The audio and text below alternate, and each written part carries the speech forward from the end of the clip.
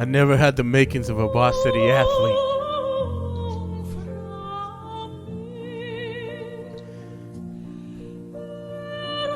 Uncle June. Uncle Junior said he would never make varsity.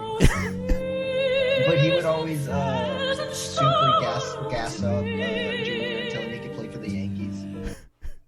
Welcome to Bada Boom, whatever the fuck. A Sopranos podcast with Irvin Castellanos and Jairo Fiorini. How's everybody doing? Hello, everyone. Yes, sir. The boys are back. Oh! You're breaking my balls here. 25 seconds in, already defaming the Italian people. Oh! I'm not making this up as a bit for the podcast, but I made meatballs today for the first time ever in preparation. What are you, some kind of fucking meatball? Anything is fucking anything. This shit's gonna get banned on any platform for hate for speech. Casual racism against the Italian people. We love them and we love the food, the culture. This is from the Sopranos, dude. I mean, this is the stuff's in there. Mm-hmm. I'm Jairo Flores, Irvin Castellanos. We are here. We are doing. This is a long time in the making. It's a passion project. We're doing I think we've decided episode by episode. Is that right? Week by week. It started with let's do one episode per season. I think it started. Too much stuff happens. It started with let's do one 1 hour podcast on the entire series. Yeah. And on then your love of Italian culture. Yeah, that's not gonna happen. Sopranos. This is a Sopranos podcast. Working title: Bada Boom. Whatever the fuck. Oh. Hey. Wait. I'm turning into fucking. What's his name? The Christopher Walken. Hey. Christopher Walkens. I'm Christopher Walken here. Was he in any of those? He's got to be in one of those movies. He's probably come out in a couple of mom movies, I imagine. Yeah. But this is a Sopranos podcast. It's a Sopranos week by week, hopefully episode by episode. We might condense, it's a couple episodes together. We don't know yet. This is the beginning of it. We're gonna be talking about the still famous show from the early. Bro, it started in the 90s, in 1990s. 98, 99? Yeah. 99 original air date, January of 1999. 1 year ago. Yeah. Well, after the coronavirus, we're gonna be back to same technology and population as 99. That'd be great. Wait, no, dude, 99 when LimeWire was killing our computer viruses were their biggest worry. Yeah. Well, Y2K, they were worried about that. Oh, wise guys. They forgot about the wise guys. Oh, yeah. Well, we're gonna be talking about the late 90s, early 2000s show, The Sopranos. The Sopranos was I think the biggest mob TV show, right? The mafia TV show. I mean, that I can think of, I don't know about gangster TV shows because you had The Wire, and that was about gangsters and police and whatever. But what about The Shield? I don't know if that was gangsters. That was a corrupt cop TV show. Yeah. That's gonna be the next one. That'll be the spinoff. Yeah. That'll be the spinoff. Yeah. What? Actually, we should have done this on The Shield. Actually, Vic Mackey versus Tony Soprano fantasy matchup. Oh, dude, they would just work together. Yeah. Ultimately, they would be like, "What are we doing? This? We could rule the world." Yeah. But I was noticing this too as I was rewatching it. I rewatched season 1.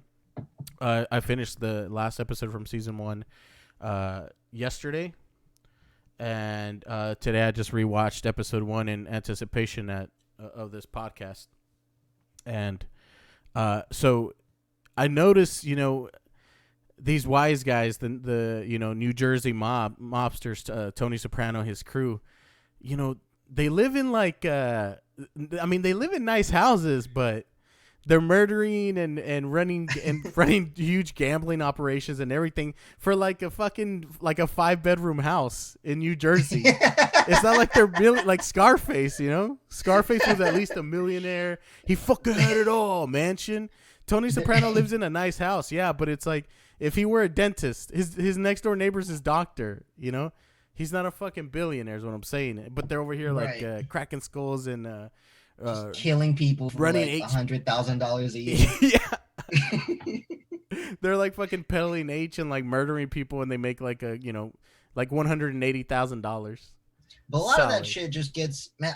I can't keep track of the way that the numbers work because like that's true. And we can get into it in further episodes, but like the way that they just like give money to each other for tribute and this and that. Here's my cut. Yeah, it's just like fucking shitload of money that just I can never keep track of. They're always like, I want a taste of it. I want a taste. And it's like they deal with you hear different numbers. We're gonna be doing a $250,000 deal, but then like they fucking almost kill a guy because he owes him $8,000. You know, it's the whole thing. Well, I wonder. You know what? I want to know right now if Tony Soprano's net worth is online. It has to be. The fictional net worth. Yeah. Some fucking nerd had to have crunched the numbers. I mean, adjusted for inflation. Sopranos nerds. Adjusted for inflation, his net worth is $5 to $6 million. See, I mean that's a lot of money. But they go to the convention. Yeah, no, you're right. He was living in like a 4-bedroom, like he was in like New it was Jersey like house. Yeah, it was like a nice New Jersey house in a nice suburb. But at what price, Tony? Does that go back to? And we learned about mob culture in other movies, but you're supposed to try to hide the fact that you have money. You're not supposed to flaunt it as much. Maybe, so yeah. He has to live like a middle class guy, but he has a shitload of money. That's true. That's why he drives that Chevy Suburban. That's right. The most badass car. That's why he was pissed at Christopher for fucking buying that Lexus. The $60,000 Lexus. Yeah, and then he fucks it up on that guy.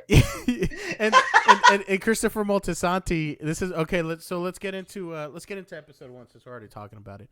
I'm gonna read a little synopsis right from Wikipedia.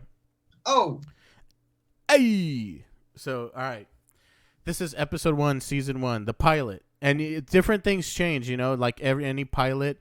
The priest is a different character. Fuck the priest. Yeah, there's different. You'll notice different characters. Tony's Guma, she's a different person by the end of it. So all right, here's episode 1 for our people listening. So synopsis: New Jersey, late 1990s. Tony Soprano has had a panic attack and been referred to a psychiatrist, Jennifer Melfi. He tells her he's a waste management consultant, but she knows that he's a leading mobster. After she established the ground rules about what will and will not fall under doctor-patient confidentiality, Tony begins to open up, at least partly. He feels that he came in at the end. The best is over. He looks down on those who seek help from psychiatrists. He admires a strong, silent type like Gary Cooper. There are tensions between his wife Carmela and teenage daughter Meadow. The mother thinks the daughter hates her. He is irritated by Carmela's friendship with her priest, Father Intintola. He is having difficulty training Christopher Moltisanti, whom he calls his nephew, in the, quote, family business. His uncle, known as Uncle Junior, resents Tony's rise in the business and his own decline. He has a strained relationship with his widow mother, Livia, who is resisting his advice to move into a retirement home. A confrontation with his mother triggers another panic attack and leads to Dr. Melfi for a second unintended appointment. He tells her about a family of wild ducks that had been living in his pool and the ducklings that hatched. It was, quote, sad to see them go. Dr. Melfi shows that he has a dread of losing his own family. To his consternation, this brings Tony to tears. A major part of Tony's business controls garbage and sanitation, but a Czech organization is underbidding for the contract. Acting on his own initiative, Christopher kills one of the Czechs, Emil Kolar, and Soprano soldier Salvatore Big Pussy Bompensero helps him dispose of the body. The Czechs later withdraw their bid. Uncle Junior wants to kill turncoat Little Pussy Malanga in a restaurant he frequents, owned by Artie Bucco, a friend of Tony since childhood. It would ruin the restaurant's business, but Junior rejects Tony's request not to carry out the murder there. Tony persuades Artie to accept some cruise tickets so that the restaurant will be closed for a time. But Artie's wife, Charmaine, who is firmly opposed to any relationship with Tony and his associates, will not accept them. Tony then has his own right-hand man, Silvio Dante, bomb the restaurant so that Artie can claim insurance compensation and start again with his reputation unspoiled. Mahaffey is, in Tony's words, quote, a degenerate gambler in debt to him and very heavily in debt to Herman Hesh Rapkin, an old Jewish friend of Tony's father. Tony concocts a scheme for Mahaffey's company to take insurance claims payable to non-existing clinics in order to pay off his debts, and he's intimidated into complying. Hesh congratulates Tony on the scheme. At his son's 13th birthday party, Tony and his crew comfort Artie at the loss of his restaurant. Tony promises to always help him. Chris storms off thinking he should have received more recognition for killing Kolar. Tony tells him he approves. However, when Chris reveals that he's been thinking about turning his life into a Hollywood script, Tony grabs him in a fit of sudden rage and tells him not to even think about it. While Chris seems stunned, Tony regains his good mood just as quickly and embraces him. Driving Lydia to the party, and embittered Jr. floats the idea that something may have to be done about Tony. She listens carefully, silently looking the other way with a hint of a smile. Hell no. I forgot this that. episode established everything. Yeah, so this is the establishment episode, and there's a lot of things I forgot, about this episode. I didn't know. I forgot that even in episode 1, Junior and Livia are already scheming shit, after Tony. Even though she had complained about Junior to Tony and saying that that Junior doesn't even call her or visits her. Yeah. Yep. Yeah. And earlier in that episode, he was like, nobody listens to me, blah, blah, blah. When he takes the fucking boombox. The new technology, ma. New technology. It's a compact disc. So one thing I wanted to say, the earlier season, you've seen the entire series. Have you finished the entire series? So I've been a casual fan, and I would kind of dip in and out. However, with this new quarantine shit, my first binge show that I really want to get through is Sopranos. So I just finished the first season of deep watching, and I'm into the second season. So as we progress, I'll be giving the viewpoint of someone that's kind of getting into it for the first time. And Hirotini has been a lifelong fan and has even fucking modeled his life after the show. I'm not lying, dude. I remember whenever my father, he was a saint. Whenever my dad he left for Texas or whatever, he moved out of Texas.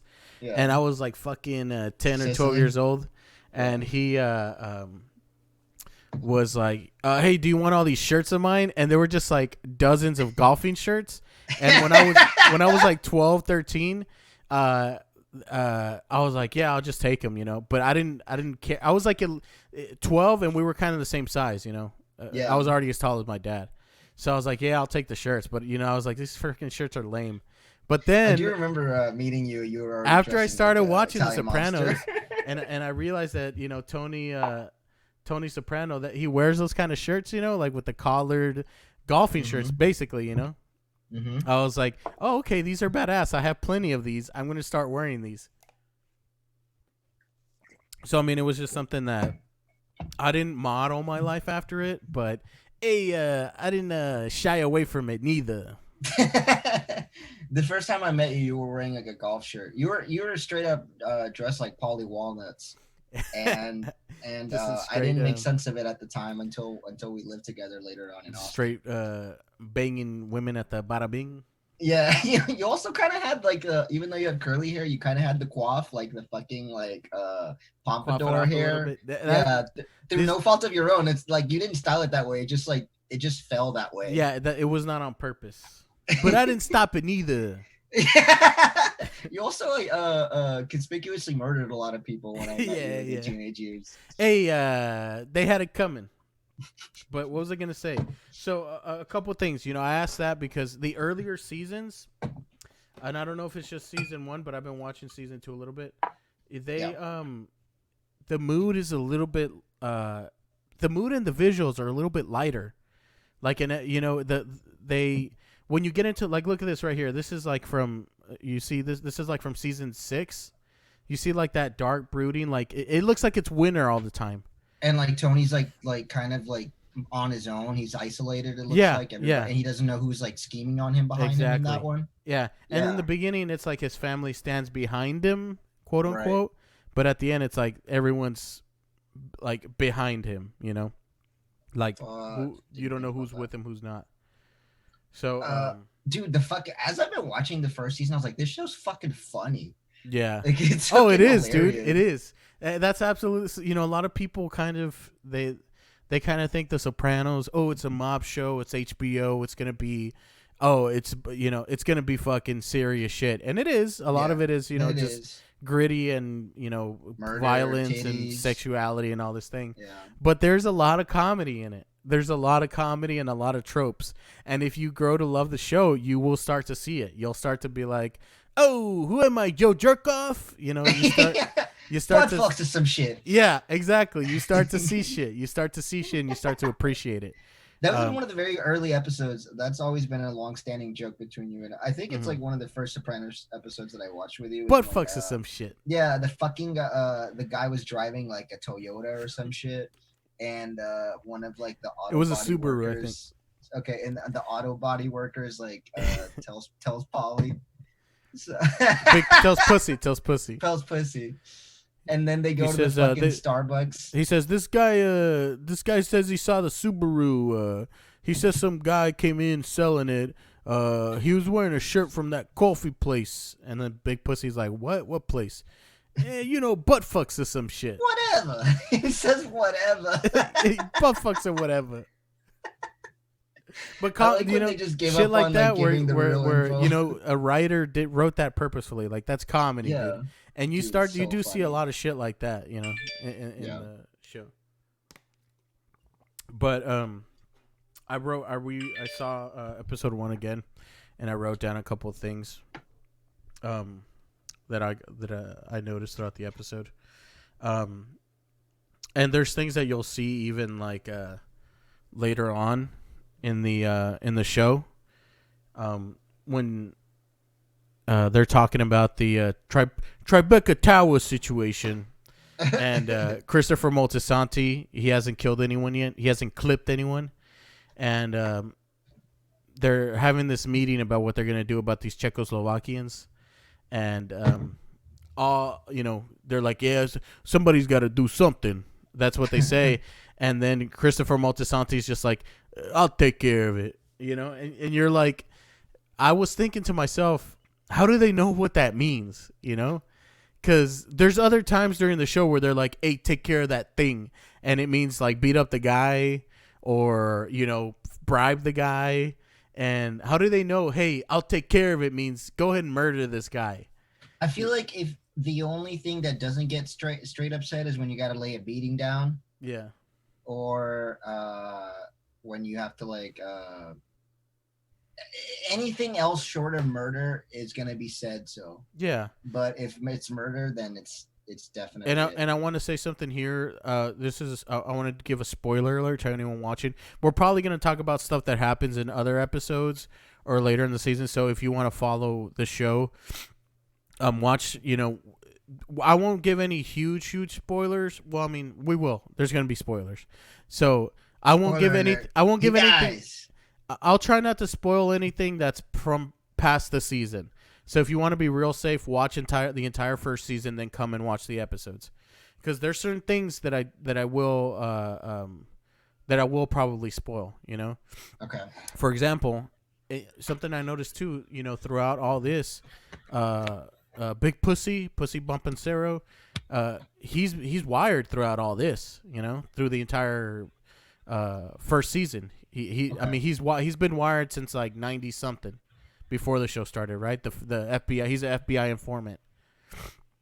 And I was thinking, whenever Christopher Moltisanti kills the Czechoslovakian, he has Big Pussy help him dispose of the body, right? So Pussy's wired throughout all this. So I don't understand how does Pussy just never tell them?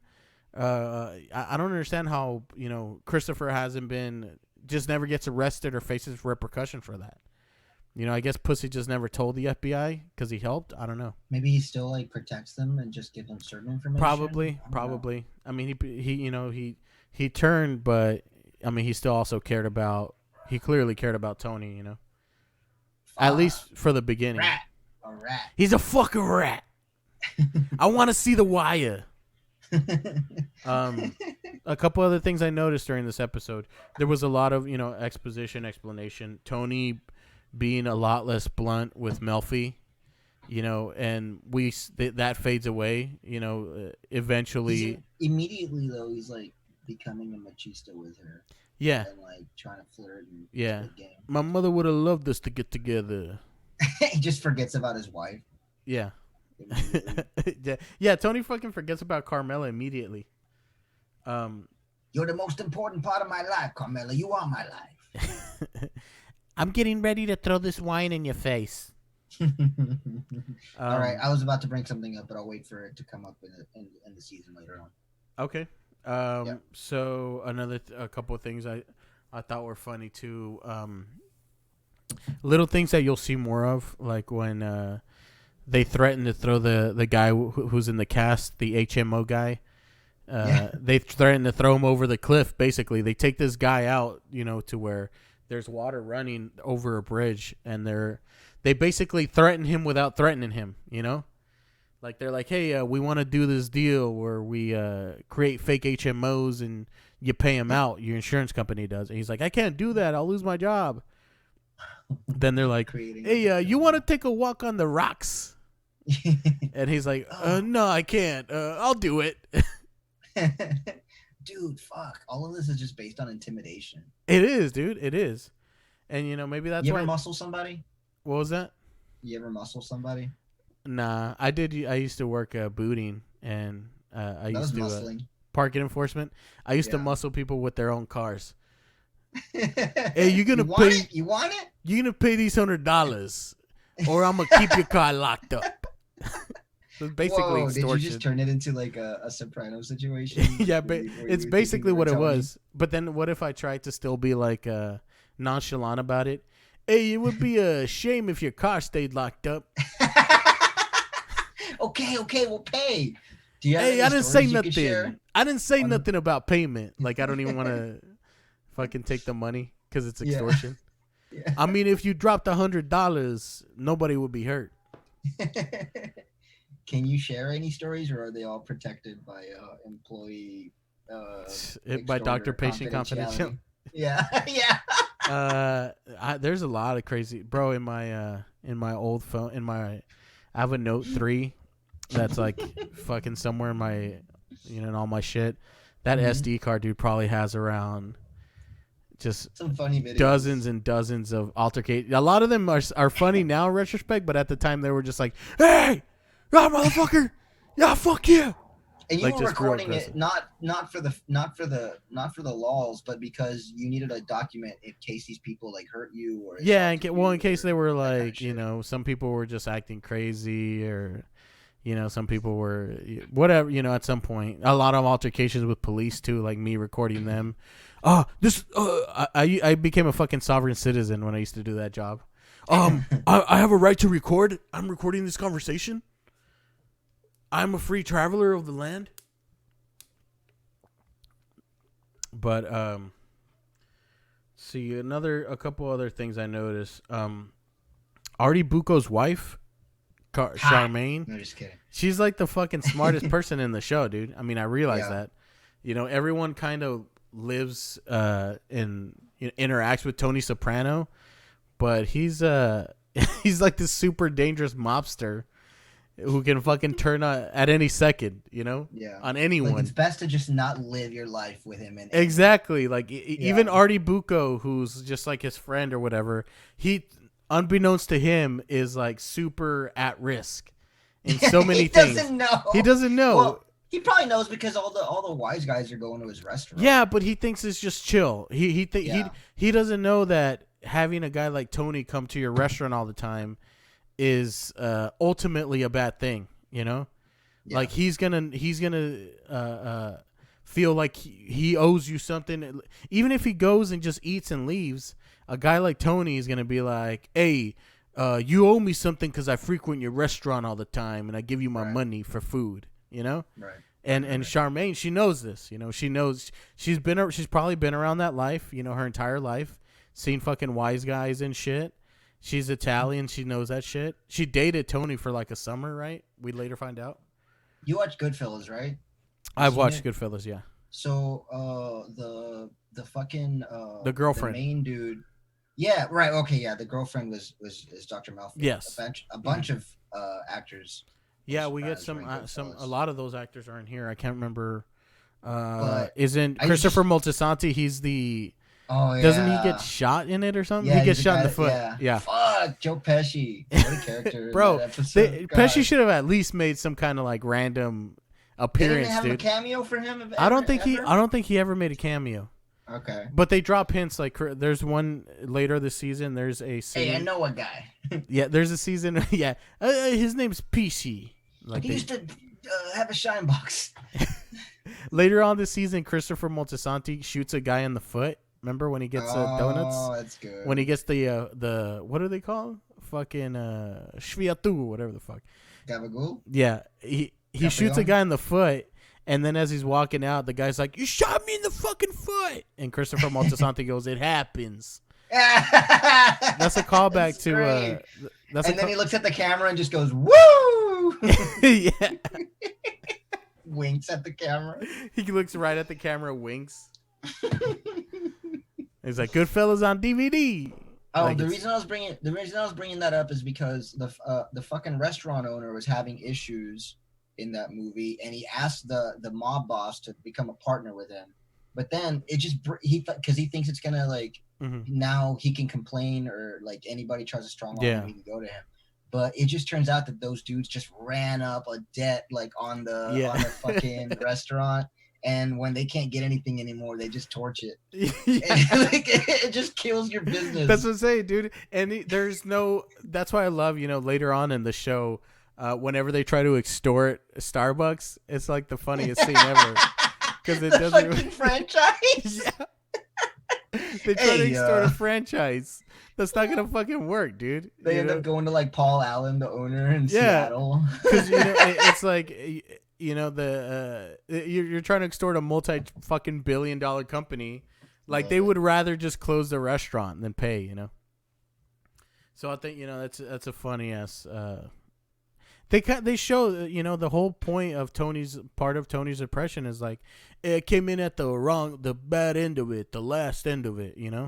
He thinks that he's missed out on the best parts. Maybe he has, maybe he hasn't.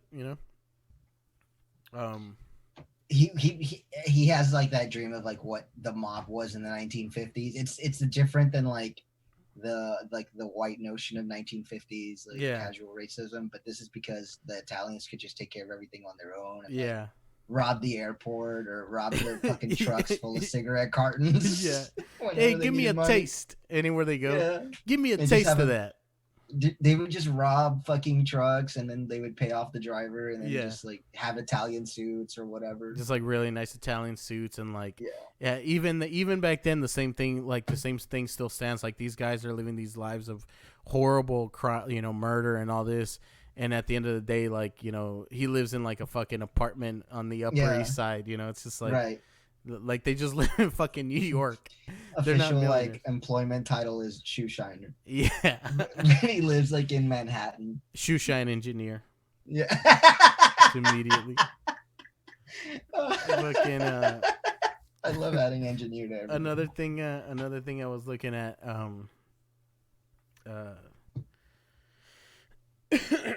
Tony little hints that I like in the episode. They're kind of funny too, but you got to pay attention, Like when there's a scene in the first episode where Tony runs into Dr. Melfi at a restaurant when he's taking his guma. And he's like, does guma mean girlfriend? It means I think mistress. Mistress. Yeah. Okay. Fuck. Was it Friday or Saturday nights are for the mistress and the other ones for the wives? I don't know. Fridays are for the mistress. I know the Beach Boy says it ain't fair to leave your best girl home on a Saturday night. Okay, so Saturday is the wife night. Saturday's wife night. You take the guma out on Friday. It's just accepted because they're all Roman Catholics. Divorce is not an option. She needs it. He needs his release. And the thing is, I think Tony's relationship with Carmela would probably literally be great, fine. She would be very supportive if he just didn't have a Guma. Yeah. If she's okay with everything else. She really is okay. Her main issue with Tony is the trifling shit, right? She just doesn't want him to cheat. She's okay that he kills people. Yeah, she doesn't care if she doesn't care. She supports that lifestyle. She pulls out an AK when she thinks someone's breaking into the house. Yeah, she knows the danger, dude. Yeah. So her don't cheat on me. Tony. Yeah, and Carmela's a beautiful woman, like Carmela's a martyr, dude. Yeah, she's a good. She's not a good woman. She's evil too. To stay with Tony, knowing what he does. I mean, you could argue she probably, she maybe at some point she's stuck, at certain point. But you knew Tony when he was a teenager. You knew the life he was gonna live, Yeah. She's part of the fucking the community or whatever. She knows what everybody does. She knows. It's not like it's just the culture. It's not like Godfather, where the wife really doesn't know. She eventually does know, but when she marries him, she doesn't really know. Katie and Michael Corleone. Have you seen The Godfather? I did 12 years ago. I need to rewatch it too. Okay. I just watched Casino again, so I'm in the zone right now. In Godfather, Michael Corleone's wife, the main character's wife, she's just this white girl that he met at college, and his girlfriend, and she's not an Italian. She's not an Italian woman or nothing. And, he's from and he marries her, and she doesn't know he wasn't a mobster either. He became one after Vito Corleone. After the Don, there was an attempt made on his dad's life. So that's when he got into the mob. So I understand someone like her being stuck, but Carmela knew, dude. She knew, She's responsible too. So then she knows that he has I guess she's always known. I mean, she knows that he runs a strip club and that he's like two-timing with all like the low hoes. Yeah, and she hints at, previously Tony's been caught before with his Guma or whatever. And he just like, that's over. That life thing, I'm not doing that no more. Carmela, she doesn't mean anything to me. Yeah, immediately. But then like the next scene, he's like banging her on a fucking boat. Yeah. And she's got like the little like captain hat on, the Navy hat. But what I thought was funny was, the scene where he runs into Dr. Melfi. He's with his Guma, and the next scene, and they see, this scene showed two good things. It showed Tony's power whenever they just immediately sit him down. That whole everybody's waiting in line to get seated. They tell the guy that Dr. Melfi's with, hey, we can't seat you. We're packed. But Tony walks in, and they immediately put a fucking table ready for him, Yeah, that was cool. Tony doesn't wait. Very Goodfellas, too. Yeah. He walks in. Tony doesn't wait. And then Tony points at the guy. He's like, hey, take care of them. And then they get seated, too. Yeah. So and then Dr. Melfi gets all bothered and hot. Yeah, hot and bothered. She's like, yeah. Oh, and the guy she's with is like, holy shit. Immediately leaves. Yeah, and the next scene, I can't date you twos no more. Yeah. Oh, is he a fucking patient? She's like, shut the fuck up. Immediately. Doesn't want to get fucking caught. But and Tony, thanks for the decorating tips. This is bullshit. This is just bullshit. Yeah. Hey, thanks for the painting. Thanks for the painting chips. It's like shit he does not do. God, he doesn't do anything. Thanks for the gardening tips. Immediately, something that's so wrong. Thanks for the marriage tips. Yeah, he's there with his fucking Guma. But the next scene is also great, because Tony walks back into that restaurant with Carmela. And the guy's like the concierge or whatever, the hostess. He's like, not his, but for the restaurant. For the restaurant, yeah, not his consigliere, the concierge. For the restaurant, he walks in, or Tony walks in, and the same guy that sat him and his Gumar the night before is like, Tony, where you been? We don't see you in so many months. He knows how to take care. He knows how to take care of it. Did you notice that? There's 2 timelines. Did you notice that? That was great. Yeah, dude. It's like I love shit like that where you're like, they don't tell you to pay attention, right? They don't even. They're all taking care of. They don't hint at the guy or anything. But if you watch the next scene, oh shit, that's the same guy, and he's saying, "We don't see you in so many months," Mr. Soprano. Where you been? Like the guy's like, "Where you been? We don't see you in so many months." Just loses his mind that Tony's there again. Yeah, no, but he knows. Such a long time. But he fucking knows. He fucking knows. Like and Tony, everybody does it. He knows Tony Soprano, right? So I like when shows do that shit. Pay attention. This guy knows who Tony is. He knows what his wife looks like. He knows who the Gumar is. He knows to fucking keep his mouth shut, and he knows when to, hey, Tony, where you been? That shit's obviously like Carmela's a smart woman. Yeah. As long as everyone plays along and doesn't make it obvious to her, she's okay with that. Yeah, and she has made that decision too. She has to know 100% Tony's cheating, right? Mm-hmm. And but I would have loved if in that same scene when the guy goes, Tony, where you been? We don't see you so many months. Like there's a new employee there who's like, what are you talking about, Steve? He was here yesterday. And then he just gets his throat slit. Yeah. He doesn't even finish his sentence. He's like, what are you talking about, Steve? He was, and then Tony just fucking punches him right in the fucking gullet. Lays a beating. No, like the chef runs from the kitchen with like the butcher knife. Yeah. And just sticks it inside of him. Stabs him. And they just drag his fucking body through like the kitchen doors that like open up. And Carmela's like, what was that about? Tony's like, don't worry about it. Like immediately. Yeah. He served the wrong food to the wrong people. He had to take a nap. He's on probationary status. Oh my god. Another thing I noted down here. Actually, this is one of my my top 3. So, if we want, do you have anything else to say about the episode?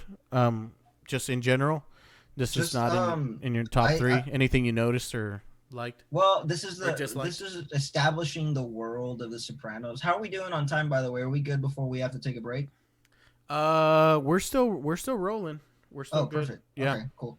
So, I enjoyed them showing the entire part of like his crime family, but I also liked the background that they gave on his real family. So like his little kid was turning 13, I think. Yeah. And he becomes a big part of this first season. Yeah, Anthony Jr. It's right, and just because it's showing it's just showing how like Tony's trying to be like a good dad to him, but AJ's kind of doing like the same shit that Tony would do. Yeah. And Junior keeps bringing that up even when Tony tries to like be a father figure. Yeah. And I thought it was, I would have thought it was interesting, if Meadow was a boy, I think she may have, she would have probably wanted or would have been more prone to following Tony into that lifestyle, Right. Because Anthony Jr. he was a little bit too too scared, like too. Yeah. And we'll see this way later on when Anthony Jr. is 15, 16 years old. A lot of shit kind of happened. Like mentally he wouldn't have been ready to be in that lifestyle, But if Meadow was a male, so quote unquote, she was smart. We kind of see later she's competent. She's a good person, but that could change. She could have. What's Meadow's friend's name? I forgot. It's kind of like a guy's name in it. It's like I'm not a fan. Anson or something. I don't know. The white girl's name, right? Yeah. I forgot her name. Yeah, we only see her like in 2 episodes, right? 2 or 3 episodes. In the first one. Yeah. We only see her in the first one? Or do we see another episode? No, she's throughout the first season. No, she's throughout the first season. They yeah, go with on the Brendan. College trip together. That's right, and she talks to Brendan. We don't see Brendan this episode. Yeah, whatever. She's a hoe. Aspen or something. No, they're going to Aspen. They're going to Aspen. Oh, because of her boyfriend. Yeah. She was like sneaking out of the house. Yeah. He needed me. Okay, I love the Dr. Melfi shit. I'm a big fan of her. Obviously because of Goodfellas, she was Ray Liotta's wife. Yeah. She was basically the fucking Carmela in that situation. Mm-hmm. And you're right about Meadow, like being like she was kind of like that Godfather role of that Al Pacino had or whatever. That's true. Yeah, that's perfect. Yeah, Meadow. She kind could of have been like, that guy. She couldn't have. She didn't have to go that way, and and you know we'll talk about her as the show progresses. Yeah, Meadow becomes a really, I would say, Meadow becomes both the kids. You know, they're clearly a big part of the show, but I feel like the Meadow character, she becomes a pretty big part of the show later on.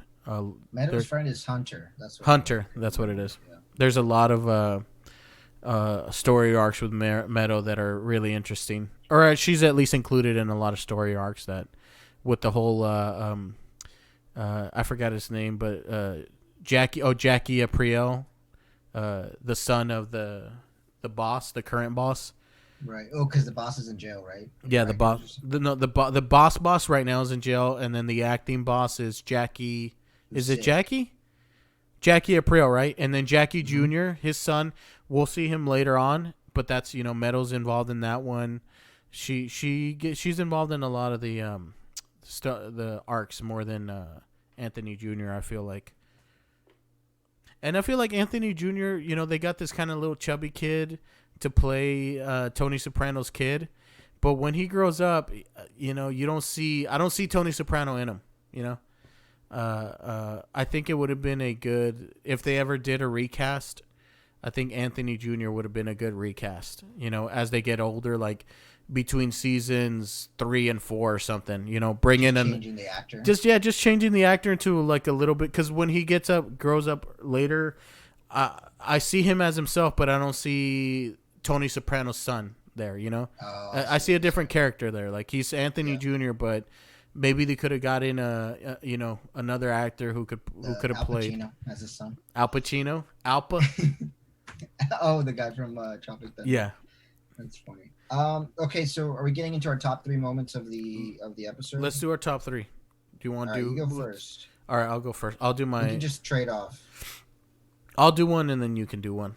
All right, okay. My first top 3, and this scene here is one of them right here. So, right in the beginning, he laid a beating. Yeah, Tony's first. It has to be Tony's first beating that he laid, because there's going to be so many that we're going to see and talk about. But this one was really funny, and also was really funny because Tony always lays down the beating, but he doesn't always. He does a lot of the time, but he doesn't always give you the good funny quip. He'll do it maybe 6 out of 10 times. He'll give you a quip. It's a good quip. Yeah, but most of the time he's like, "You motherfuck," and then he starts beating you, and then he might go away. But sometimes he'll be like, "You motherfuck." He beats you, and then he gives you the quip at the end. Yeah. So I love this one because he gave him the fucking quip. We said, this guy works for an HMO company. There's a sign right there that says HMOs. And he just beat the shit out of this guy who owes him money. He says, "Why are you crying? HMOs, you're covered."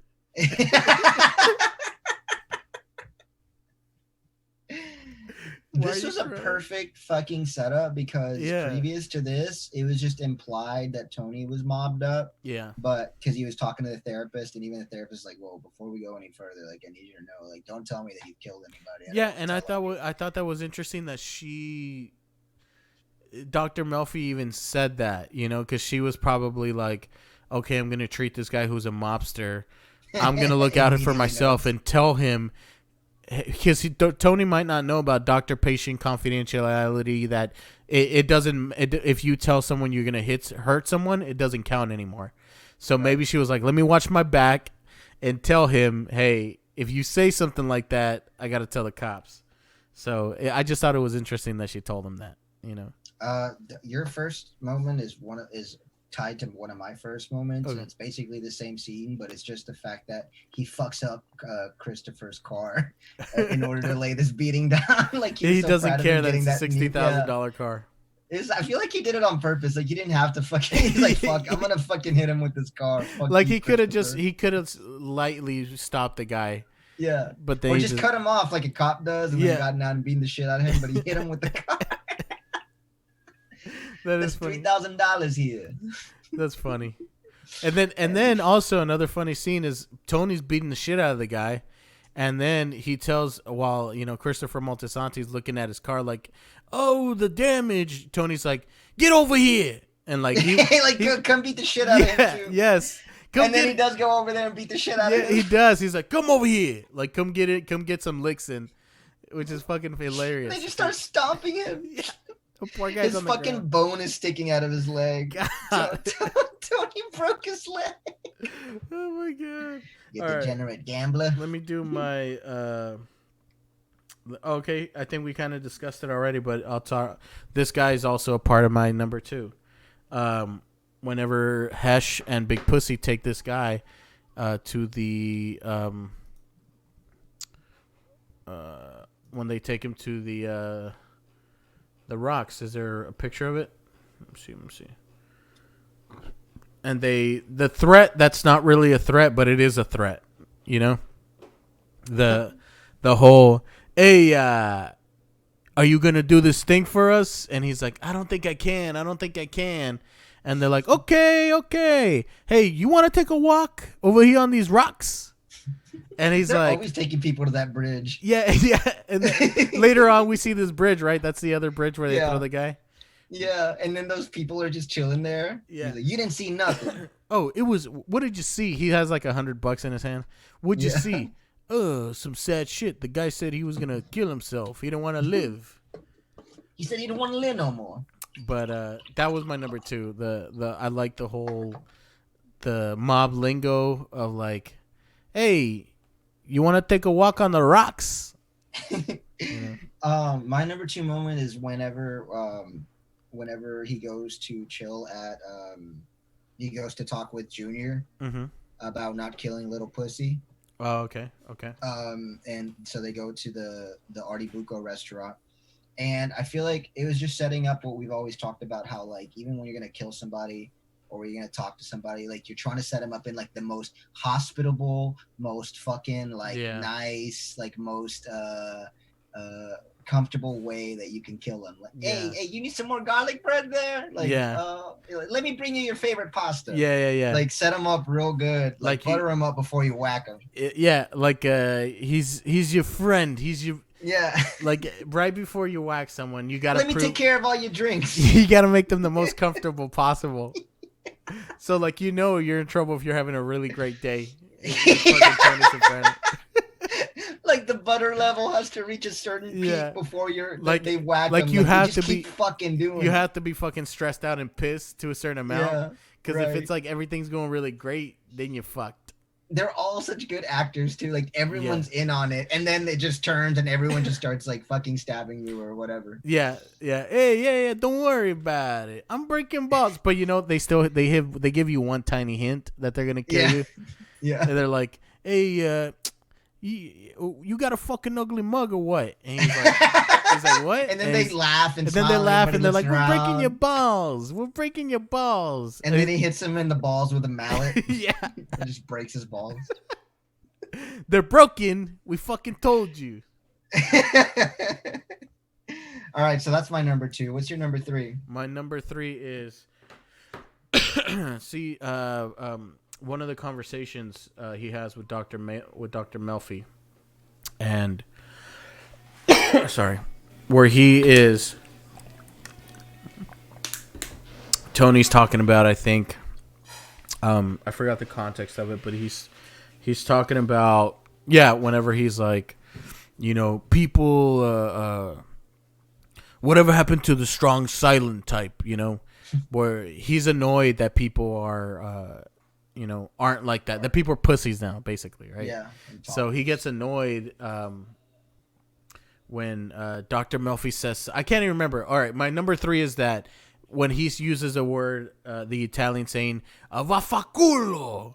I love that shit. I looked it up, and it says, what's it mean? Apparently means, it literally means, go do it in the ass. But they use it like, fuck it. Fuck it. And I chose that as my number 3 because Soprano-isms are gonna be a big part of this thing, you know.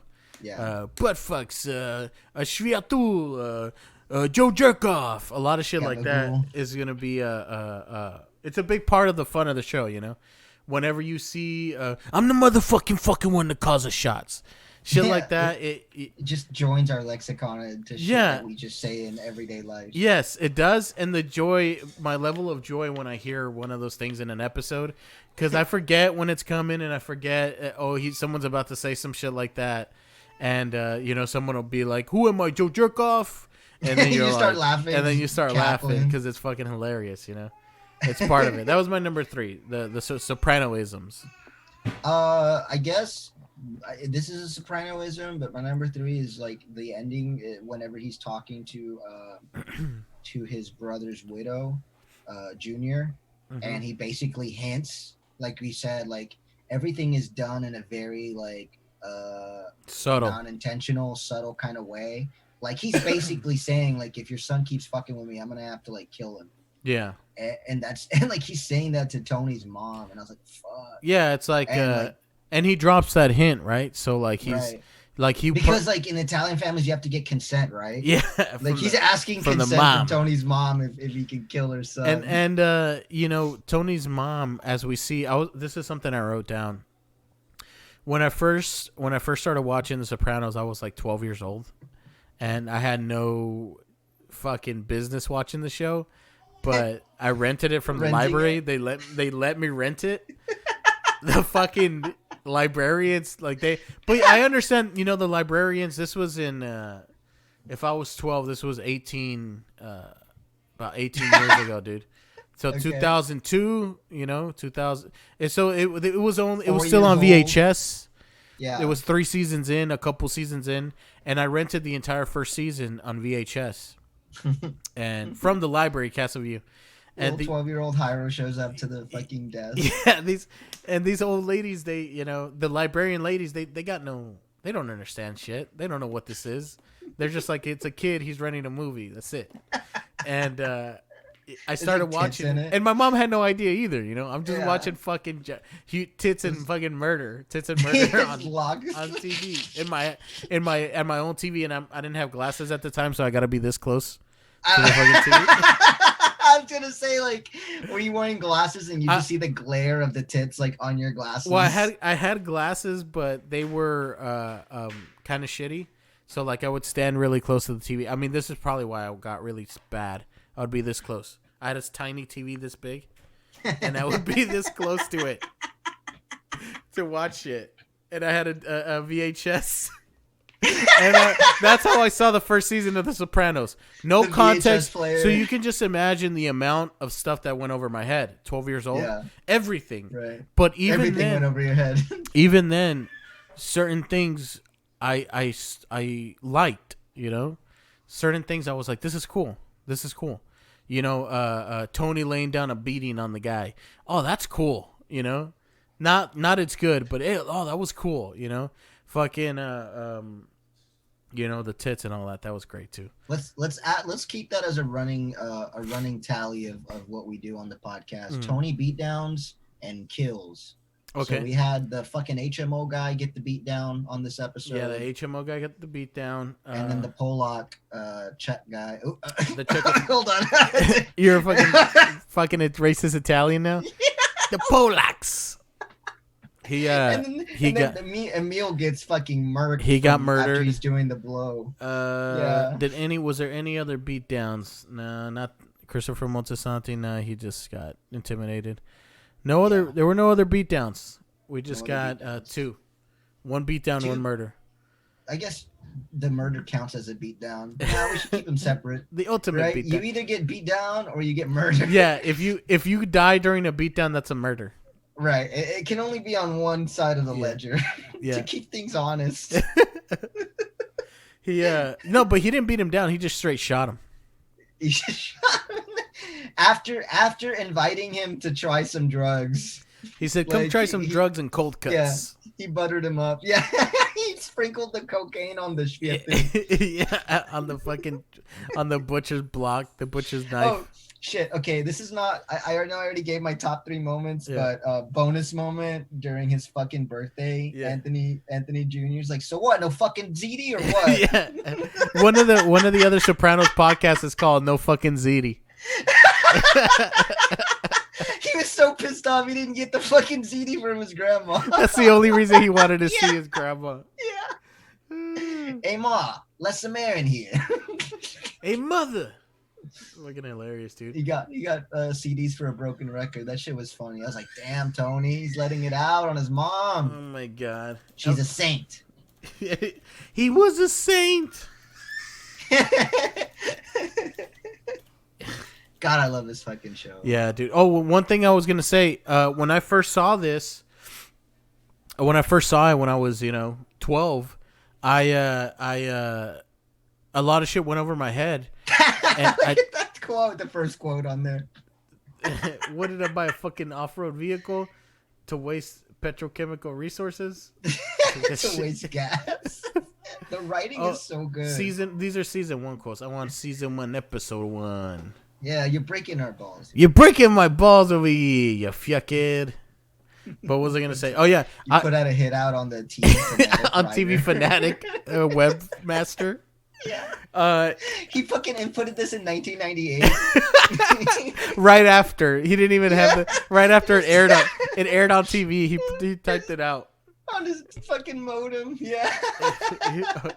What was I gonna say? I a lot of shit went over my head, but I never noticed like how much I fucking hate Lydia, dude. The mom, she's such a fucking asshole, dude. Yeah, and that means that the actress did her job. Oh, she did. She did. Absolutely. To do.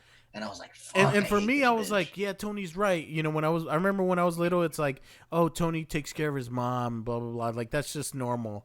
And all the subtle shit, obligation. The subtle shit, I missed it, dude. I missed all the subtle shit. Like that she's a manipulator. Any little subtle shit, butt fucks, all that. I missed that the first round. But you didn't catch the butt fucks. I didn't capture any of that. Why are they drinking coffee? Like little Cairo. What? Yeah. Why are they I don't even know when somebody got murdered. Why that guy asleep? He put that guy to sleep. White stuff. Yeah. Here we go. So what? No fucking ZD now? No fucking ZD. The fucking soprano in him came out in that quote. Hesh, I hear Junior wants to whack pussy bumping Cero. That fucking sentence. Pussy malanga. Oh, little pussy? Yeah, little pussy. You think he's gonna fuck with big pussy? My pussy? I love these fucking quotes, dude. If the wrong person finds out about this, I get a steel jacket and antidepressant right to the back of the head. I love that. When he's talking about if anyone finds out about the Prozac. And also, it's hilarious, too, because Carmela, well, later on we find out Carmela, she didn't tell Lydia about it. Somehow, Anthony Jr. found out about it, and then he dropped it just talking to his grandma, not knowing what was going on. He mentions that he's seeing a psychiatrist. And then Lydia tells Junior, right? Yes, Lydia tells Junior. She holds it in for a little bit, and then something happens where Tony pisses her off. Then she drops it. Home? Oh, we can talk about it. Yeah, he puts her in a nursing home. He puts her in a home. A $4,000 a month nursing home. Bro, God. Fuck off, dude. Where they teach fucking what was it? They were doing like English lessons. Yeah. Like fucking for all the 85-year-old Italians that still don't know English. It was like great. Did you bring my macaroons? Leave the macaroons. It's like, dude. I can't wait for more whackings. Yeah, and I'll take from this. You start seeing it here. Tony cares about his family. He cares about his family. That he cheats on his wife, but he doesn't. He's honest. He's honest with her. He told her about the psychiatrist. He confides in her. Tony sees Carmela more as a. Like, yo, we're in this mob shit together. Like, I'm the fucking soldier, but you're raising the kids. So he keeps her in the loop on that.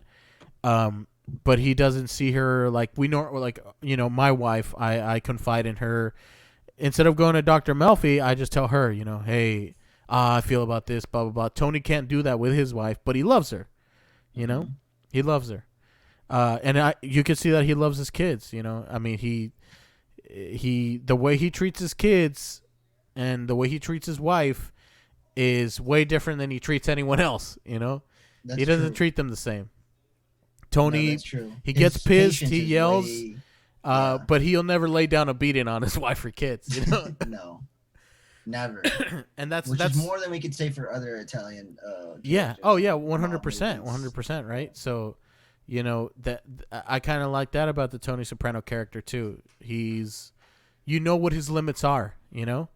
I really enjoy that little smile he gets when he lays beatings down. Yeah. Or when he's like the walking smug away satisfaction. From something. Yeah, that smug satisfaction smile. He's just like You motherfucker. little tongue sticking out of Yeah. his mouth. Or when he knows that he's gonna beat the shit out of somebody. Dude, he enjoys it. Yeah, dude. I enjoy watching it. Beatings. Fuck yeah, that's a good episode. It was a great pilot. Yeah. opener to the world of Yep. New Jersey. Yeah. Jersey, North Jersey. You may run North Jersey, but you don't run your Uncle Junior. We'll see a lot of stuff. It gets more. Season 1 is really good. Season 1 is great, dude. I finished it, and it just gets more shit happens that you find funny. There's a lot of. We just hit the tip of the iceberg. There's so much stuff that didn't happen in this.